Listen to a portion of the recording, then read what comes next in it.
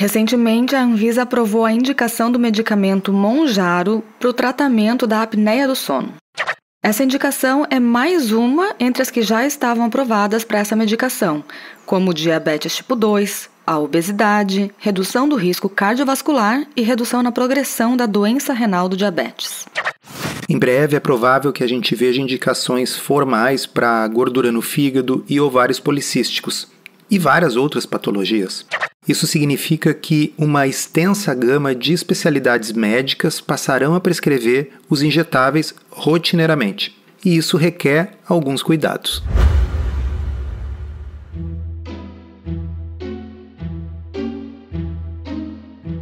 Comida sem filtro. Saúde, low carb, estilo de vida, evidências científicas e, claro, nossas opiniões. Toda semana um episódio novo e gratuito para você. Comigo, Dr. Souto. E comigo, Sari Fontana. Para ser avisado a cada novo episódio e receber as referências bibliográficas no seu e-mail, cadastre-se em drsolto.com.br/podcast.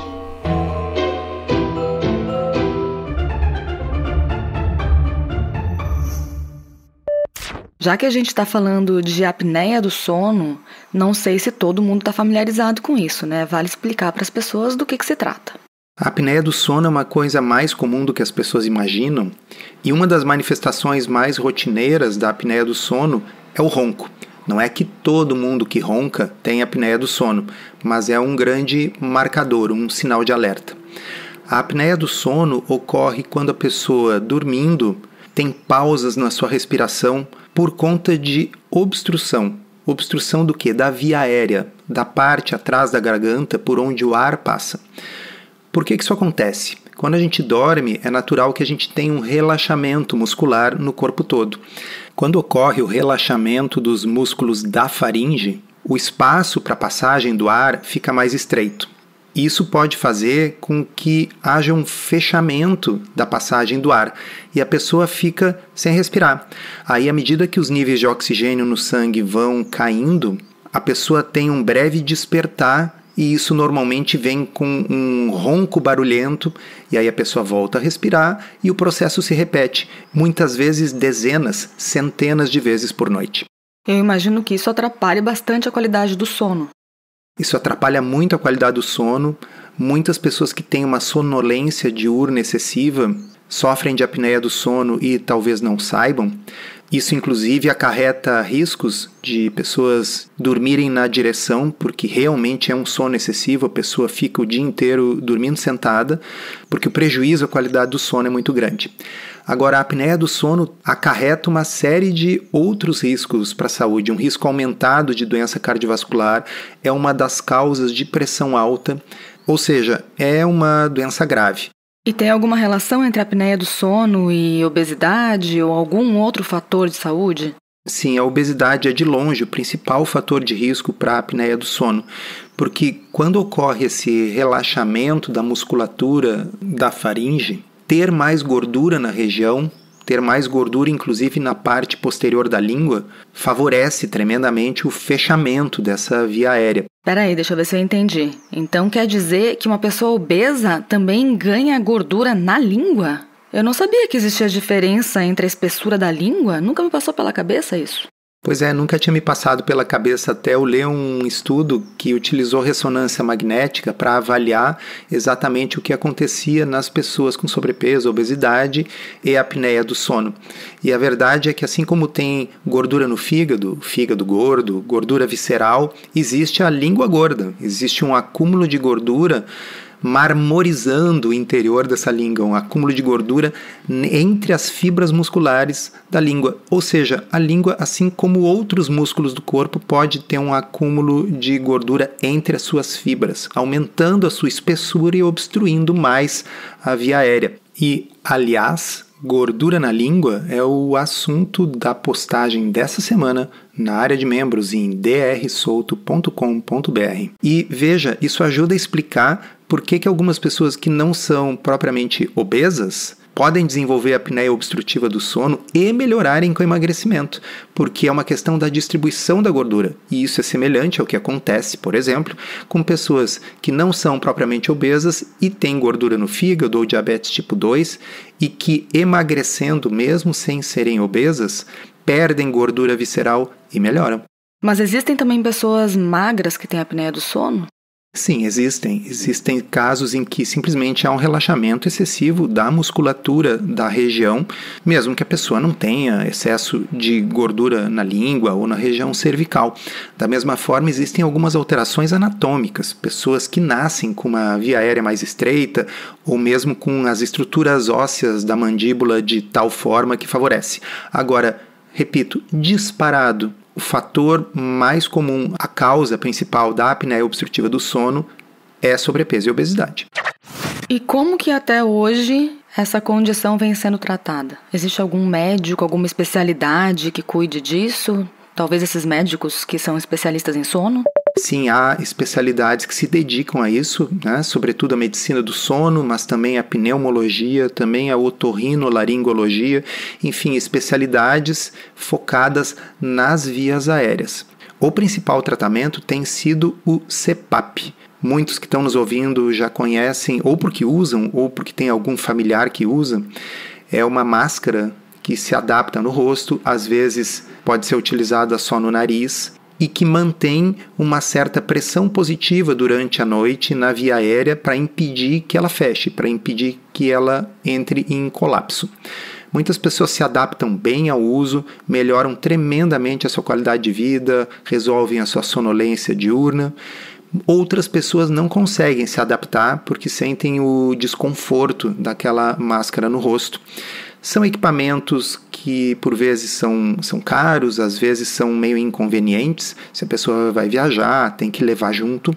Então, é um tratamento do sintoma. A gente não está tratando a causa. Com esse tipo de tratamento, ao produzir essa pressão positiva na via aérea, você impede ela de fechar.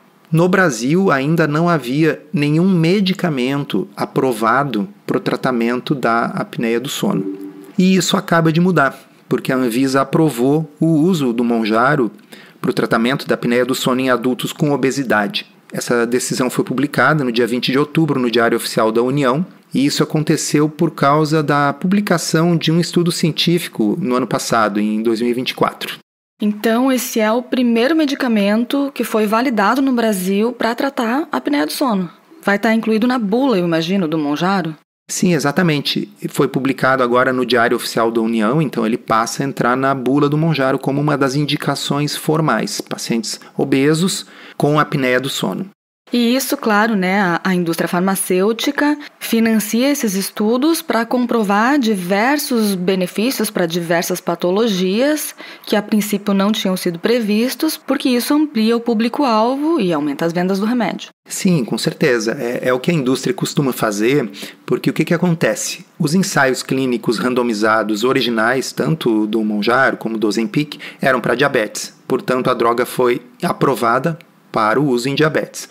Posteriormente, eles tiveram que fazer novos estudos para o emagrecimento, muito embora a comunidade médica já estivesse usando para emagrecimento, porque nos estudos de diabetes se viu que as pessoas emagreciam, mas isso ainda não constava em bula, era um uso off-label. Aí, com os novos estudos, está lá em bula para emagrecimento. E sempre que a indústria quer colocar uma nova indicação em bula, ela precisa fazer um ensaio clínico randomizado especificamente para aquilo. E é o que agora as farmacêuticas estão fazendo com essas drogas. Então, já existem estudos mostrando melhora significativa de ovários policísticos, por exemplo. Já existem estudos mostrando melhoras significativas de gordura no fígado, por exemplo. E alguns de vocês poderiam dizer, tá, mas isso não é por causa do emagrecimento? E a resposta é sim, certamente é por causa do emagrecimento. E a verdade é que emagrecimento por outros meios já provocava melhora dessas coisas todas. Por exemplo, a apneia do sono costuma se resolver em pacientes que fizeram cirurgia bariátrica. E todo mundo que trabalha com dietas de baixo carboidrato, por exemplo, visando emagrecimento, já viu pacientes melhorarem de apneia do sono, de gordura no fígado, mulheres com ovários policísticos que nem menstruavam mais começarem a retomar o ciclo, ovularem, se tornarem férteis. Tem uma postagem lá no blog, bem antiga, que é sobre ovários policísticos que melhoram com low carb. A gente vai deixar o link aqui na descrição do episódio. Eu gosto muito de podcast, mas o que eu gosto mesmo é de escrever.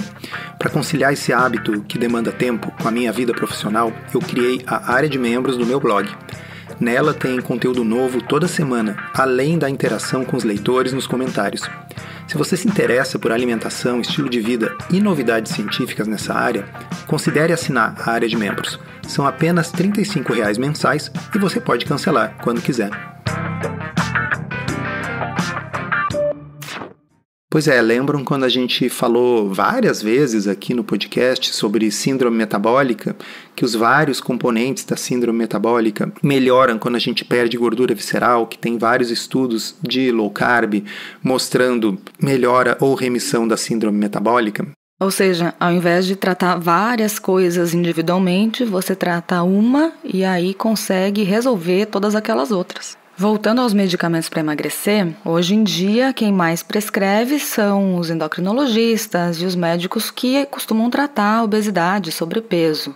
Mas com a aprovação dessas novas indicações, outros médicos vão passar a indicar também, Mounjaro, Ozempic e similares. Esses médicos podem ser otorrinolaringologistas, pneumologistas, ginecologistas. Quais são as outras especialidades? Muitas, Com certeza gastroenterologistas que veem gordura no fígado todos os dias. Nefrologistas já estão prescrevendo porque reduz a progressão da doença renal, sobretudo nos pacientes diabéticos. Ou seja, uma gama de especialistas passará a prescrever rotineiramente esses medicamentos.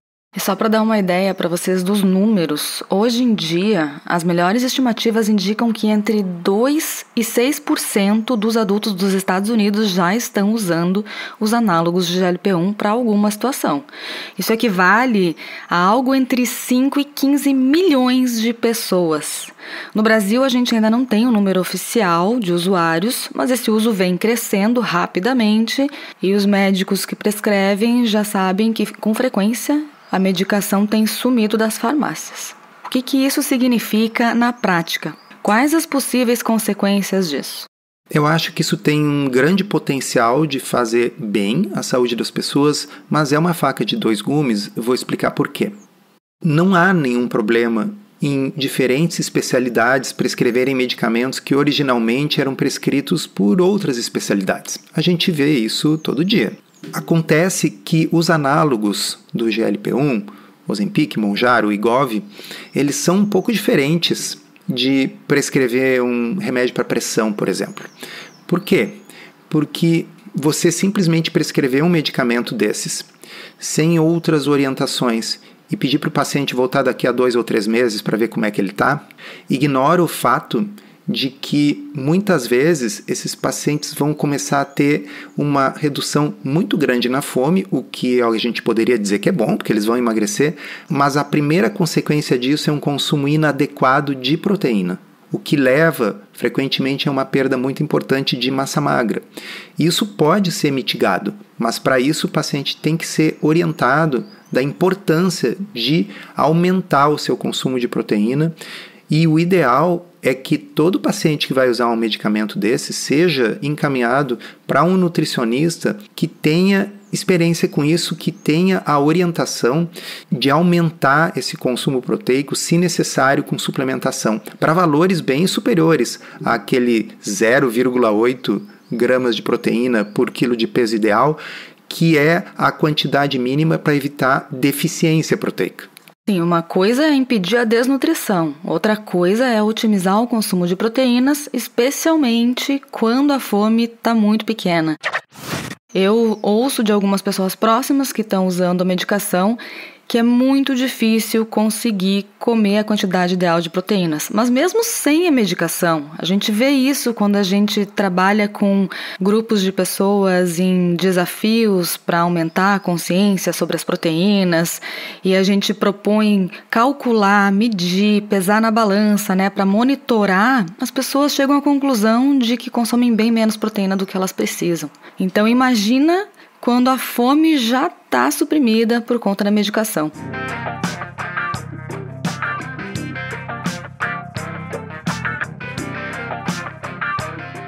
Eu recentemente atendi um caso de um paciente jovem que tinha uma obesidade importante, pesava 130 quilos, que estava utilizando o Mounjaro e já havia perdido 25 quilos.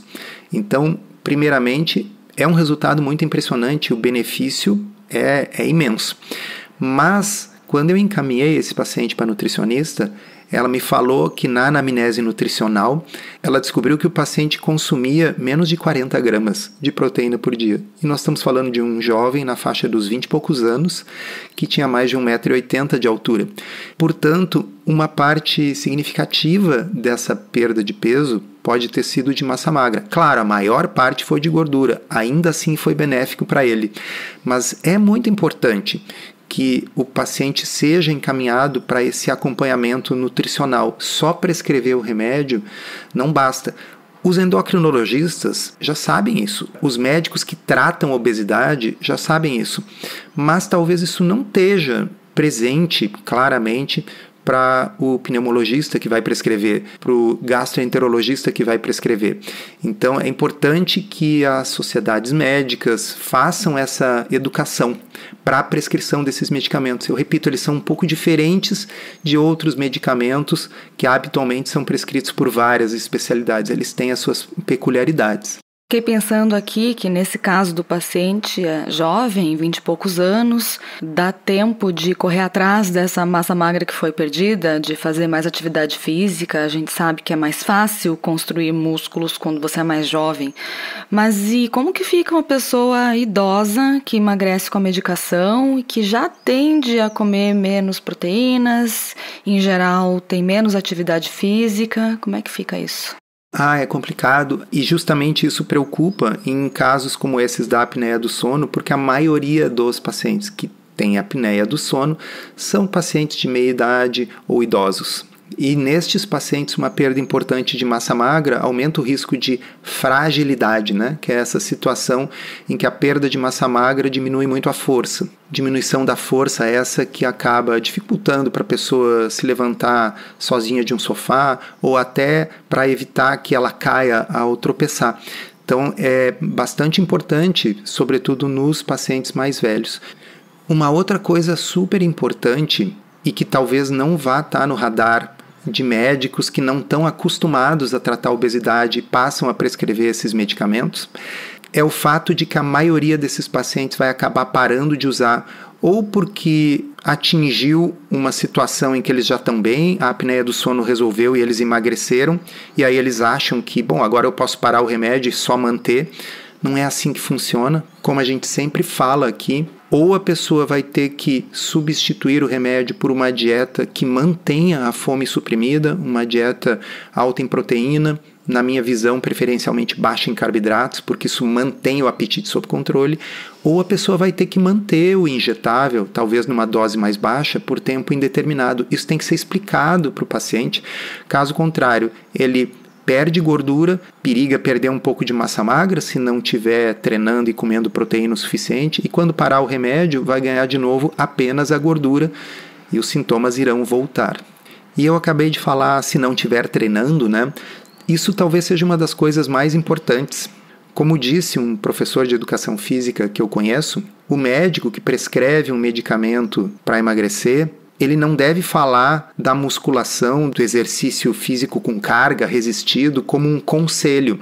Ele deve falar como uma prescrição médica também. Quando você prescreve um desses remédios, você tem que prescrever a atividade física. E foi justamente uma coisa que esse experiente educador físico me contou que nos inspirou a gravar esse episódio. E o que ele comentou foi o seguinte, que um aluno dele, que é um especialista que trata a apneia do sono, comentou que estava prescrevendo um medicamento para todo mundo que tivesse condições de comprar e tivesse sobrepeso e apneia do sono. E que ele mesmo, o médico, estava usando o remédio. Já tinha perdido vários quilos, mas estava perdendo força. Ele começou a regredir nos pesos da academia. O que aconteceu? Pouca fome, sem orientação nutricional, comendo pouca proteína, estava perdendo massa magra. Então, percebem? Se o profissional não sabe ele mesmo que ele precisa aumentar o consumo proteico, por vezes com suplementação durante o uso desse tipo de medicação, qual a chance dele estar orientando os seus pacientes nesse sentido? Então, são drogas maravilhosas, mas são drogas poderosas. E o alerta é que os profissionais que vão prescrever esses medicamentos, e muitas vezes eu acho que tem que prescrever mesmo, eu não estou falando contra a prescrição dos medicamentos, mas o alerta é que eles entendam que essa prescrição implica também prescrever atividade física e encaminhar para um nutricionista que saiba como lidar com esse tipo de paciente, que implica reforçar o consumo proteico e muitas vezes suplementar a proteína se a pessoa não tem fome o suficiente. Porque tendo pouca fome, muitas vezes a pessoa vai fazer o quê? Ficar comendo frutinha, vai ficar comendo biscoitinho integral, porque são as únicas coisas que apetecem quando a fome é pouca. Encerramos assim esse episódio do Comida Sem Filtro, que foi idealizado, roteirizado e produzido por nós. Se você gostou, divulgue para os seus amigos e inscreva-se na sua plataforma preferida para não perder nenhum episódio. As informações contidas neste podcast são apenas para fins informativos e podem não ser apropriadas ou aplicáveis às suas circunstâncias individuais. Este podcast não fornece aconselhamento médico ou profissional e não substitui a consulta com um médico ou nutricionista. Não use este podcast para diagnóstico ou tratamento médico. Qualquer sugestão é apenas uma recomendação geral, que não é específica para qualquer pessoa ou doença em particular.